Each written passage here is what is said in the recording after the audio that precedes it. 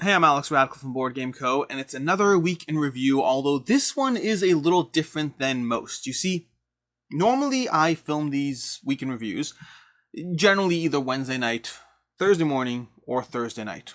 Generally. Somewhere late in the week is what I try to aim for, and I try to avoid Wednesdays, try to get as far as possible into the week, because I like talking about the videos, not just from the stance of myself who has filmed them, but from the stance of being able to have interacted with you throughout the week and seeing comments from different people. It might frame something different for me. It might give me a reason to talk about, oh, this and this video happened that way and you said this and that happened. And I find it interesting that people sometimes think that. I like the interactive nature of the week in review as opposed to just, here's a schedule, here's things that happened. But that said, right now it's Tuesday for me.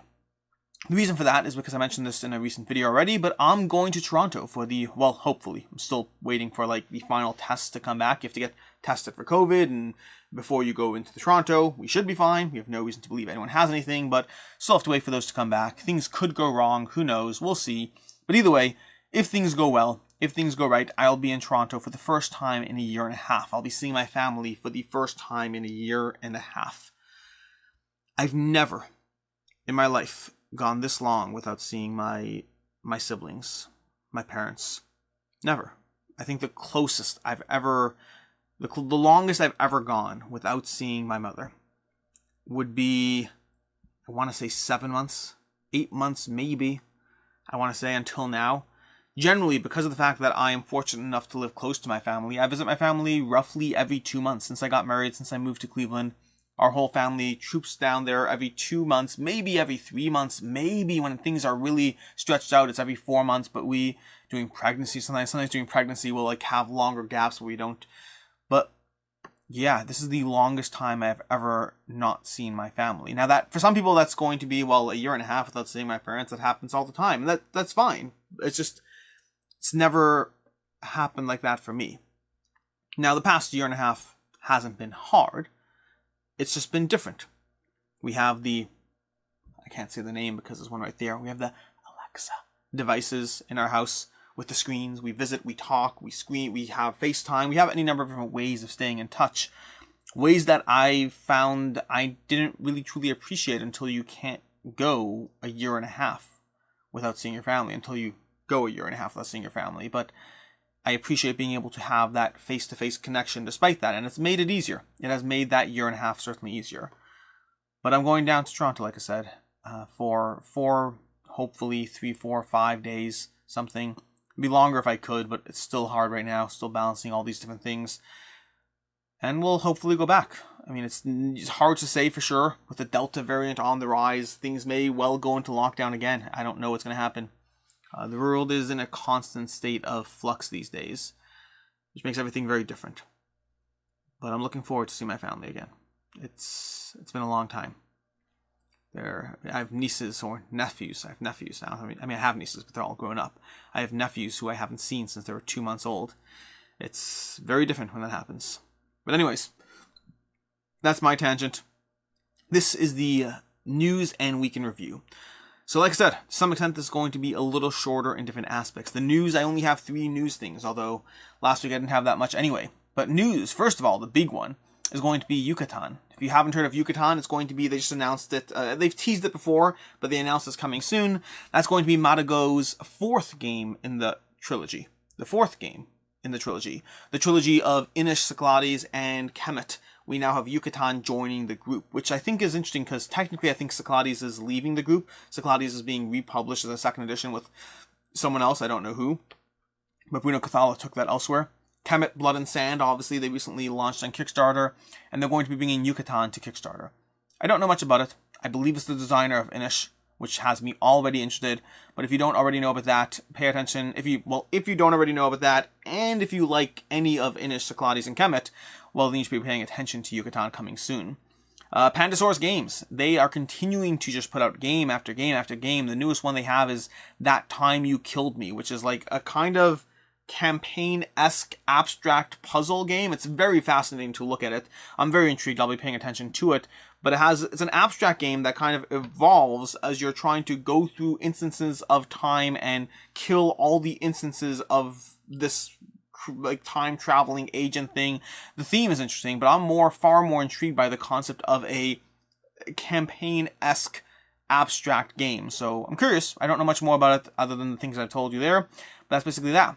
And then Master of the Universe Clash for Eternia from CMON. No real news here, but they did officially give the pre-Kickstarter page, so you can go ahead and ping a little, hey, I'm following, I'm interested, I want to see more. I mean, Archon just launched their Kickstarter, and you know far more than me about how it's doing at this point. But from where I'm sitting, they launched at 500,000 euro day one, and that's just to a select subset of regions. I'm fascinated to see how well the CMON will do. I have to imagine we're going to see a multi-million-dollar campaign. I could be wrong, but I have to imagine. Also, Archon's like very restrained with their like, here's our pledge for like 170 euro, and that's it. And CMON, I mean, I love them, but they are good at milking things. Licensing things might make it a little different here, but I imagine we're going to see a lot of stuff you can buy with this Master of the Universe game from CMON when it does eventually show up in September. As far as topic of the week this week, it's one that this is one I constantly wrestle with. I've talked about this before. I always wrestle with ratings, like how to apply them, how they make sense. But a particular one that I've been wrestling with recently is the way I rate things that are 2s. You see, my rating system has a bunch of ratings in it. 1s, 2s, 3s, 4s, 5s. But the 2s are interesting for me because a 2, something that falls into the category of a 2, is a game I don't want to play again. Like genuinely. Like if you said, hey, let's play that game again, I'd be like, I'd really rather not. I'm not saying I won't, but I'd really rather not. And it's interesting to me because I find certain games wind up as 2s, despite the fact that I can easily argue they are better than many games that are 3s for me. Many. So like a good example. Actually, I don't have a good example offhand, but there are many. I mean, I have some examples of 2s. It's the 3s I don't have good examples. There are a lot of games that are fine. A lot of games that are fine. I just played, well, I mean, I don't have titles. I need titles for this example here. I don't know. Indian Summer. Indian Summer is a good example of a game that I'm getting rid of, but it's a 3 out of 5. I enjoy it. I'm happy with it. I'm getting rid of it because I have other games in the polyomino space that I prefer. But then there are games that are easily better games. There's Pipeline. There's Imperium Classics. There's Cusco. There's a variety of games that I tend to give 2s to because I don't want to play them again. I found them dry. I found they didn't give me moments of fun. I think they're better, but I don't want to play them. I found them... And also a big part of it I find interesting is the idea that a game that takes half an hour, I have far more tolerance for being willing to jump into and play. And I'll be like, hey, might not be my favorite game, but I'll play it for half an hour. That's cool. Versus a game that takes 2 hours. I have a lot more resistance towards it. So you might have a game that actually isn't all that bad, but I'm not signing up for a 2-hour version of a game that is going to drag for longer than I want, and I don't get as much fun out of it. But it might be a better game. My rating system classifies a 2 as a game I don't want to play again. Which is true of a lot of things. But do you rate that as such? Do you sit there and say, this game is a 2? I mean, it's not for me. Is it really a 4 that I don't appreciate it? Is it a 3? Like, how do you rate things? What is the rating scale, so to speak? Is it how good a game is, or is it my personal willingness to play a game? And should a game be penalized for just being a longer game? See, longer games aren't necessarily a problem, but once you have an okay game that's half an hour might end up being a 3 for me. An okay game that's 2 hours, for somebody else who appreciates the nuance of that game, they might love it. For myself, it's just a longer, drawn-out version of a game I didn't find that appealing, so it's a weird system, so to speak.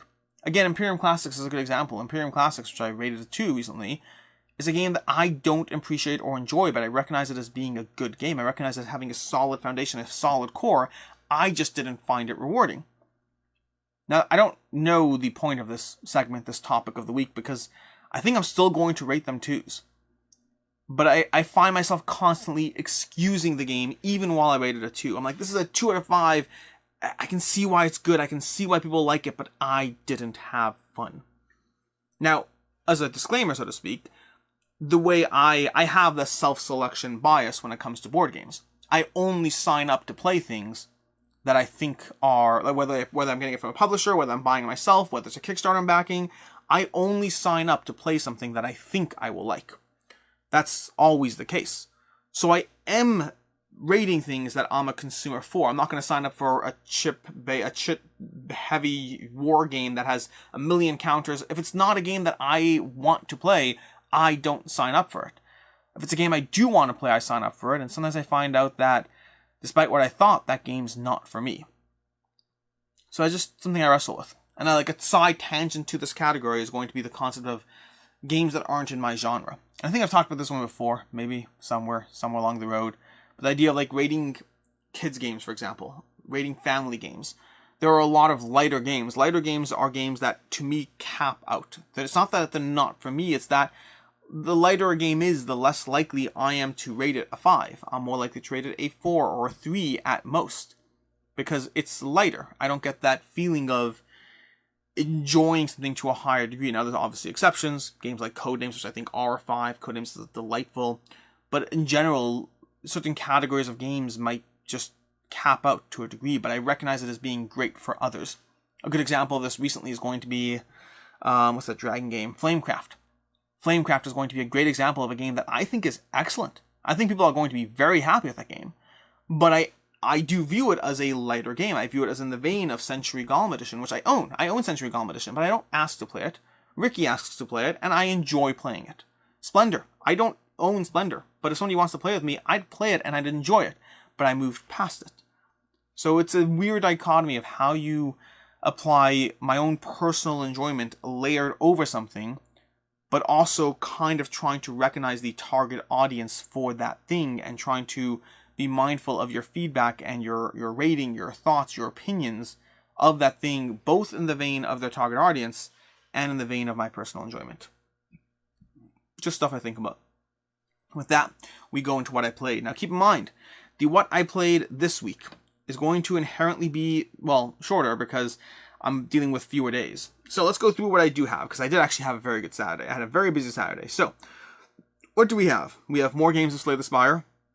See, not the board game, the video game. See last week's Week in Review if you want more context as to why I rate those. We have the Artemis Odyssey. I got 2 games of that in. Artemis Odyssey is going to be a game coming to Kickstarter shortly. We'll talk more about that when it does. Under Falling Skies. I got to pull out Under Falling Skies. It's been a long time since I did. No regrets. Still a delightfully enjoyable game. Every time I pull it out, it's a lot of fun. Master of the Universe Clash for Eternia. So I've already gotten in 2 plays of it before, but I got in another play while I taught Rena it, because in another day, in a second on the app, you'll see me playing it again with Rena. We have Skulls of Sedlec, Circle the Wagons, got in multiple plays of those, the Button Shy games. Agropolis again, we're getting in a whole bunch of these Button Shy games over the weekend. We have Trick Shot. Trick Shot's a game I will be reviewing at some point soon. It's going to be coming to you from the same people, I completely blank on the name, the same people that brought you Guards of Atlantis. I should know their name. I'm blanking on it. The same company that brought you Guards of Atlantis, brought you Trick Shot. I can't remember the name. But either way, fun game. We'll have more conversations about it. I'll be reviewing at some point. Steam Up. Got in a few plays of Steam Up. Steam Up is going to be another upcoming Kickstarter. Patchwork. Got in a game of Patchwork with Ricky. Ricky wanted to play an older game. I asked her what she wanted to play. She pulled out Patchwork. And then she pressed her luck with Harry Potter Defense Against the Dark Arts, which is another game she loves. A little deck building game that, like Star Realm, so to speak, but Harry Potter. I think that game runs long and drags every time. I am willing to play it with her because I love her, but I do not love playing that game. I think it's a good game, but it's hard. Spires and Hildegard. Got in a few games of Spires and Hildegard in order to do some review coverage of that. That one I got it on like Thursday, and I got in like a few plays over the weekend, and then got something up quickly before it's a quick game. You can knock out a game in like 15-20 minutes. In fact, one game that took like 8 minutes was on camera, but I had a review of that. I'd say go back to the Kickstarter if you're interested, but it's already closed. There might be a late pledge. And then Master of the Universe Clash for Eternia. I got another play of that. That one was a filmed playthrough on camera of the CMON board game. We'll have content covering around that at some point. And then I played something else since then. Did I play anything today? I don't remember. I played something else since then that I haven't logged. I'll have to see what it is. But anyways, that is going to be the plays of the week, which brings us to the Week in Review. The Week in Review. Man, it's late. Wow. The Week in Review. So what do we have? Last Saturday, we had a few things. We had reviews for MicroMacro, Crime City, and reviews for Cthulhu Wars. MicroMacro, Crime City is a game I'm enjoying playing with my children. I can play with adults too. It's not a kid's game inherently, but it's a Where's Waldo board game. Really enjoyed it. I gave it a 4 to 5, kind of leaned slowly. I was originally going to give it a 3, and then the more I played it, we enjoyed it enough. I did bump it to a 4. A very interesting, unique experience. Almost more of an experience than a game. Not that I have a problem with that. The mind is going to be a great example of an experience rather than a game, but I still enjoy those. Then we had Cthulhu Wars. Cthulhu Wars is going to be an interesting one because it's leaving my collection. We'll talk about that more, but in general, I said a long time ago for my reviews, when I cover reviews, I'll tell you whether I'm keeping it or getting rid of it in the week in review. And Cthulhu Wars, I gave it a 4 to 5, and yet it's leaving because in the genre of area control games, I have a lot of 5s. I have a lot of games that I love in this genre, and to keep a 4 when I have like 6 or 7 5s in that particular genre is just, it's hard for me to justify. Combine that with the facet of it's a big game, and I kind of want to go all or none on it. I have that aspect, so I'm going to go none on Cthulhu Wars. Cthulhu Wars is leaving my collection. You'll see it in the leaving the collection video where I'll say all these same things again. Excellent game. Solid game. I see why people like it. And it's a 4 to 5 that I am getting rid of just because the competition in that vein is too hard.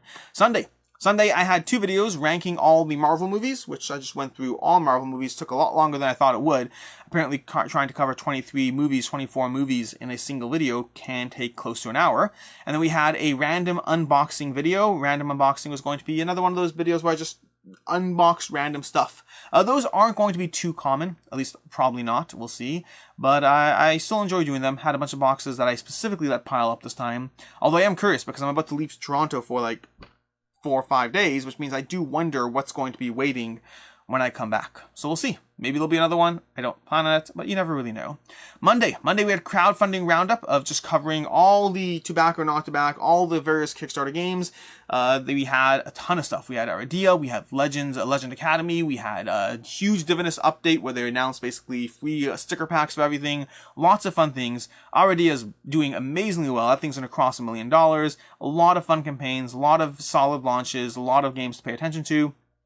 July's, I just recently filmed, we'll talk about this later, but I just recently filmed my what we backed in July, and that was actually a fairly light month, apparently.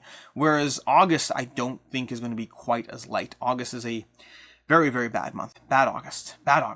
Tuesday, we had 3 reviews, or 3 videos. We had Spire's End review, covering Spire's End. Short version is I really enjoyed the game. I find the mechanics to be a little weaker or a little lighter, but we'll see. I only got to experience the first chapter, so I have to go through more.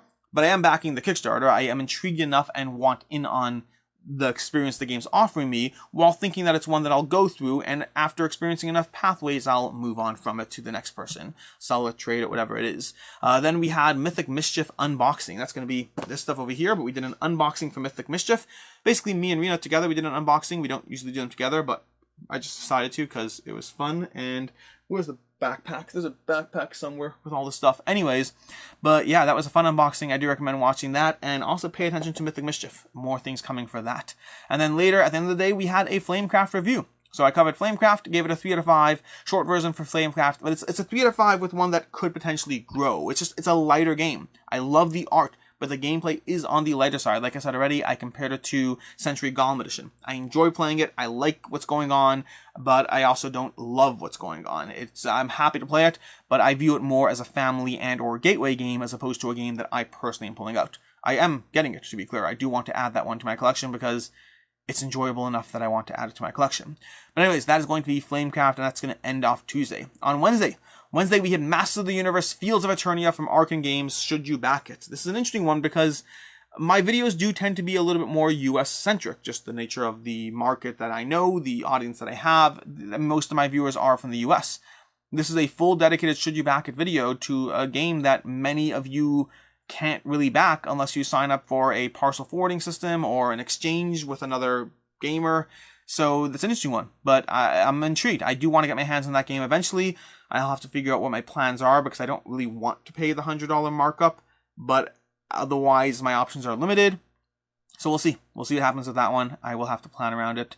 But overall, yeah, that's going to be the Masters of the Universe Fields of Eternia from CMON, from Arcan. CMON's coming later. Then on Thursday Thursday, we had Last Year in Review, or Where Are They Now, I think I called it. Where Are They Now, which is going to be going over all the reviews I did a year and prior. And that one has a whole bunch of games in it that I, well, as the name may suggest, reviewed. The most notable gap in that one is going to be, basically the goal was to take reviews I have and then give an update. How do I still feel about it? How have subsequent plays changed my mind or not changed my mind? Now, the very nature of this content is games that I reviewed poorly, I probably didn't play again, and therefore my review is not going to change much. Although sometimes I do. Sometimes I have second thoughts or try it again. So there actually are. Like, in fact, Architects of the West Kingdom is going to be a good example of a game that I did get rid of, and then I got it back since the review and tried it again, and my opinion stayed the same, and so that's fine. And then there's Marvel Champions, which is a game that Marvel Champions I rated a 3 out of 5, and when I first reviewed it, I was intrigued and pulled in, but I wasn't sold. But the more I played it, the more I found myself really loving. It went from a 3 to a 5. It went from a 3 out of 5 to a 5 out of 5, which is the biggest jump on that full list. Most things don't shift much. They might go up and down even within the same number. They might see a 1-point jump. A 2-point jump is a big deal. So that's going to be Marvel Champions as part of the year in review. And this is one where, if you haven't watched it already, I did ask for feedback as far as how people want to see that content in the future. So if you haven't offered your vote, go ahead and jump in because I appreciate your feedback. Then on Friday we had a new deluxeification video, very heavily featuring Brass as the main game. I generally try to focus on 1 or 2 games as the main, and then other things as whatever's going on. I really enjoy doing those videos. I just enjoy going through how I upgraded any one game or not. Now the interesting thing is Dune, I featured in that video, but I actually think I'm going to have more components for Dune coming. So, also correction here. I said in the video itself that I'm not getting paid for anything because, let me take a step back. My usual deluxeification video is a video that goes up once a month. In the past, it's just been whatever games I have that I've deluxeified, and or if a publisher sent me something to cover, I would cover it and talk about, hey, we have bags or coins or whatever we have. But as a new thing on this video series, the deluxeification series that goes up once a month is going to be sponsored by Top Shelf Gamer. Now, I said in the video that they're sending products to cover, but they're not actually like paying me or anything like that. Turns out I was actually wrong. They are giving me not payment, but they are giving me a referral fee on any orders that people buy through my link. So factor that in accordingly. But more importantly, because I got that wrong and because I said so in the video, for the next month until the next video, any proceeds I get from referral fees, I'm going to be giving to the Jack Vassal Memorial Fund, because if I said in the video I'm not getting paid, and I am, even with like the correction in the video, like I put a correction in the description, but correction or not, I'd rather not take money for it until that's clarified. So for at least for the next month, any orders placed through that link, any referral fees are just going to the Jack Vassal Memorial Fund. Next time round, we'll figure out any details, but that's a update on that. But anyways, point is that I like deluxeification videos, and I like the deluxe upgrades that come along with games, or that you can buy and add to enhance your game. And then that brings us to today. Today we have 2 things coming up. We have an Exploding Kittens batch of games review I did with Ricky, covering a whole variety of the Exploding Kittens lines. It's amusing. It may not be for you because, I mean, it's Exploding Kittens, but they're actually not the worst games, he says, while feeling dirty inside. No, but seriously, the Exploding Kittens lines of games, which I went through, they really are not as bad as I thought. I'm still not reaching for many of them, although Throw the Burrito is delightfully enjoyable. The others, where are they? They're like, they're over there. Poetry, well, you can watch the thingy. You can watch the video, you can go through it. They're not as bad as I thought. I'm still not seeking them out. I don't know I'm giving you a spoiler to review. Watch the review and we'll talk about it later. And then later that day, we have a Valeria gameplay. So I'm going to have a solo gameplay of Valeria, Shadow Kingdoms of Valeria. You can check that out as well. I like that game, and we play that game. And so, yeah, that's going to be that over there. But no, not a review. I need to play it more with multiple players before I actually review it. And then, lastly, 2 things. First of all, next week we're going to have 2 things. We're not going to have a should you back it or not. We're not going to have a to back or not to back. Not enough new games coming up. But we will have the top 10 highest funded Kickstarters from first-time creators. So you can check that out on Monday. And then later in the week, we're going to have what we backed for July. Rena and I just finished filming that video about an hour ago. And we'll have what we backed in July coming next week. And then lastly, the games on the table. So, a few things on the table. These, as usual, are the things I hope to table in the next week. I'm going to have Mythic Mischief, which I hope to get some plays in of that. We have, Dragon Bond. That's what I played this week. I didn't log Dragon Bond. Okay, I knew I missed something. I missed the Lords of Vala Dragon Bond I got to play this week. Also, I played Search for Planet X. I just forgot to log plays. Either way. Anyways, so Mythic Mischief, I hope to play that this week. And then Stone Matter Games, Between Two Castles of Mad King Ludwig, and the expansion, I hope to table those. Possibly Stockpile as well. And then, which one from the random unboxing video, Spire Crest is the puzzle that people voted on that will be picked. So, Spire Crest, I'm going to be doing a playthrough on camera. Not a playthrough. I guess it's a playthrough. It's a playthrough. It's a puzzle. I'm going to be doing this puzzle on camera with Rena, so you can check that out at some point. That'll be coming up on the channel as well. That is everything. I am going to go upstairs to get some sleep so that I can go pack tomorrow morning and head out the door. Until next time, I'm Alex Radcliffe from BoardGameCo. Hope you enjoy your week. I have all my videos prepped, everything's all good to go, everything through Sunday that is, and then I have to return on Sunday and rapidly film as many things as possible so I can ensure that I'm on top of everything for the next week as well. I'm Alex Radcliffe. I'm Alex Radcliffe from BoardGameCo. I'm just completely lost here. Okay, so that's again. I'm done. I'm going to head out. As usual, I'm Alex Radcliffe from BoardGameCo, and I hope you have a good one.